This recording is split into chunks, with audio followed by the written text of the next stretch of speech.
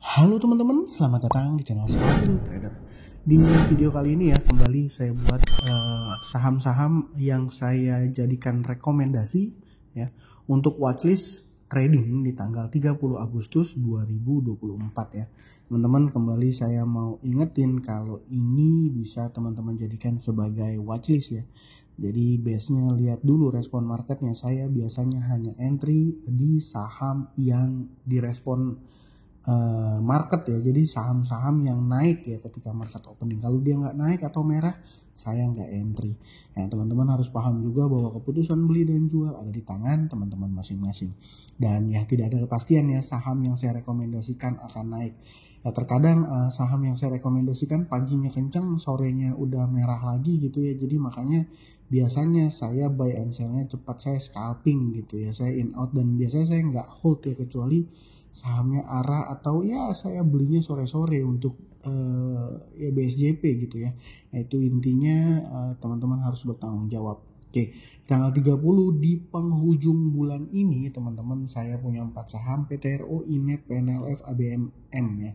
ABMM ini sebenarnya ada guyuran tadi sore, tapi ada VSAP ya, ada semacam VSAP. Nanti saya akan coba bahas satu persatu ya untuk isunya. Dan yang ketiga ini ada grupnya dia nih, grup panin ya. Nanti kita bahas satu persatu ya teman-teman. Oke, sedikit untuk review saham kemarin ini saya info kemarin itu yang menarik ada Games ya. Games ini saya sudah nggak berani rekom dan kemarin dia masih gap up naik ya. Ini harganya udah terlalu tinggi dan data transaksinya udah kurang oke. Nah, terus Dewi ini ada juga dari teman-teman yang sempat cuan ya, karena dia open, dia nggak langsung gap up, dia ada kasih space buat kita masuk sebelum akhirnya ada guyuran. Dan ada juga ya dari teman-teman yang komen tuh nanya dan bilang dia cuan ya dari Dewi ya, happy cuan. Buat yang kemarin juga ada yang nanya, Bang Dewi entry-nya di berapa? Saya ini untuk scalping ya teman-teman, beda dengan swing trade. Jadi saya buy ketika dia naik gitu, jadi ngejar harga. Makanya sekuritas yang saya pakai biasanya sekuritas yang punya speed order di pagi hari itu cepat ya. Salah satunya Becky sama CP ya. Buat teman-teman yang mau boleh cek link di description ya sambil saya ngiklan ya. MMIX juga dibanting teman-teman, MMIX dibanting ya karena dia open naik langsung merah, opennya di gap up terus langsung merah, saya nggak entry langsung. Dan fokus saya tadi pagi masih ke saham Pak PP yang saya bilang ya, PTRO ya, BRPT sempat naik juga ya, itu yang jadi fokus saya gitu ya. Mungkin itu. Dan mungkin satu buat teman-teman yang sudah join di YouTube membership, itu ada satu saham yang kemarin saya info bahwa menarik ya untuk swing ya, itu sahamnya gerak ya hari ini ya, gerak naik ya. Buat teman-teman yang tahu ya, buat teman-teman yang tahu aja gitu ya.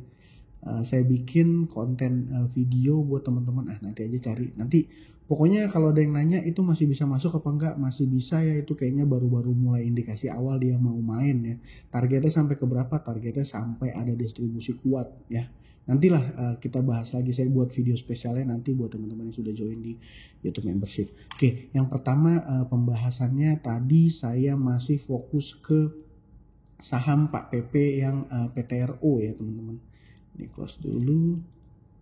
Oke, saham PTRO ini kalau dari data transaksinya ini small distribution atau normal distribution ya. Memang Stockbit algoritmanya tidak menganggap ini sebagai akumulasi karena memang jualannya lebih besar daripada pembeliannya.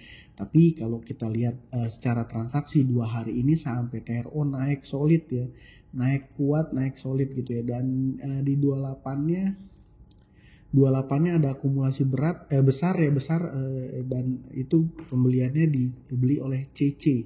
Ya sebenarnya saham ini sempat naik tinggi dan ada bantingan, tapi dia ada recovery nih teman-teman, ada recovery. Dan saya berasumsi besok masih akan volatile ya saham PTRO ini. Selain itu juga brand yang menurut saya mungkin masih menarik ya.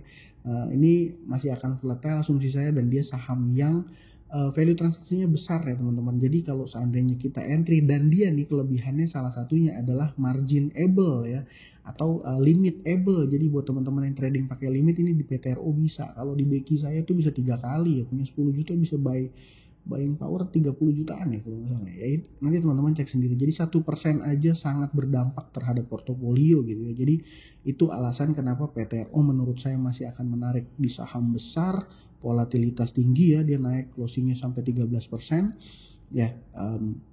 Menarik itu seperti itu. Nah, yang kedua itu ada panen finansial ya, panen finansial. Yang memang kalau dari data transaksinya ini terlihat akumulasi, tapi teman-teman harus paham juga bahwa yang melakukan akumulasi adalah broker foreign ya. Indikasi dan asumsi saya ini adalah foreign bot ya. Asumsi saya, dan biasanya grupnya ini kalau teman-teman paham di MNC Group harusnya yang main EP ya, MNC Sekuritas. Kalau di PNLF di Panin Group itu yang main GR ya, Panin Sekuritas juga ya. Jadi kalau dilihat dia jualan, tapi yang ngedorong nyodok harganya naik itu adalah foreign gitu ya, adalah foreign. Dan selain PNLF sebenarnya PNBN dan PNIN ini main juga. Jadi memang grup ini mainnya barengan ya. Tapi kalau saya perhatikan chart yang saya suka itu adalah saham-saham yang break dari dia punya resist dan lanjut naik dengan volume tinggi. Gini ya, ini resist, jebol kemarin, hari ini naik kencang. Ini biasanya besok masih akan ada volatilitas gitu ya, dan menarik untuk dipantau. Hari ini dia naik 10%. Mirip-mirip ya, PNBN juga naik 10%. Panin juga 9,09%. Ini kayak semacam di setting ya. Jadi sebenarnya menurut saya alasan saya kuat ya di saham Panin Group ini karena memang dia lagi main, momentumnya lagi ada. Ya kalau kita lagi melihat saham yang lagi ada momentumnya ya harusnya mainnya di situ. Ibaratnya kalau lagi musim durian ya kita jangan nyari mangga gitu, makan durian aja gitu ya. Tapi yang paling menarik dari ketiga ini menurut saya PNLF ya. Menurut saya PNLF ya. Tapi PNBN dan Panin juga masih menurut saya bisa dimasukin sebagai watchlist ya buat teman-teman gitu ya. Nah, selanjutnya yang ketiga saya punya saham Inet. Ya, kalau ngelihat data transaksinya ini sebenarnya netral aja, dan dia saham Inet ini naik 29,5% ya, sahamnya itu dekat-dekat ARA gitu ya. Dan kalau kita lihat ini volumenya juga hari ini besar, cuma dia punya kekurangan teman-teman. Kekurangannya apa? Ini kan data transaksinya netral ya kalau teman-teman perhatikan. Tapi kalau saya rubah ke gross, asumsi saya ini ada indikasi lempar-lemparan barang ya, YB YP gitu ya, SA MG CC ya. Memang apa ya, ini mungkin saya bisa salah analisa, tapi saya nggak masuk fokus ke sini. Fokus saya di saham Inet ini, analisa saya adalah saya mau menjadikan dia sebagai watchlist supaya ketika saya lagi mantau watchlist saham Inet dan ketika sahamnya itu gerak naik ini terpantau oleh saya gitu ya, dan ketika terpantau kita bisa ikutan. Jadi biasanya kalau sahamnya gerak kayak gini-gini doang saya nggak entry teman-teman. Tapi kalau seandainya kita watchlist dia pas lagi proses naik seperti ini, harusnya ya logika sederhananya kita bisa dapat cuan. Kalau dia naik 29% ya akhirnya tutup 29%, masa sih ketika dia naik kita pantau kita dapat 2-3% aja nggak bisa? Kayaknya bisa banget deh, apalagi transaksinya kan liquid gitu ya. Itu alasan saya saham Inet menarik. Tapi memang ini ada indikasi crossing, tapi saya juga bisa salah gitu ya, dan besok juga mungkin dia bisa juga nggak naik atau turun gitu ya. Intinya kalau dia turun nggak gerak saya nggak entry, kalau dia naik saya ikutan, saya kejar, saya analisa bid overnya seperti itu ya. Dan ketika dia udah nggak kuat naik saya biasanya langsung haki gitu teman-teman. Nah, yang keempat ada saham ABMM. ABM Investama ini saham yang dipegang juga sama Pak LKH ya, Lokengong ya, investor ternama legendaris dari Indonesia ya, investor fundamental gitu ya. Nah, kenapa saham ini menarik? Karena sederhana, saham ini transaksi volume transaksinya tuh besar sekali teman-teman ya.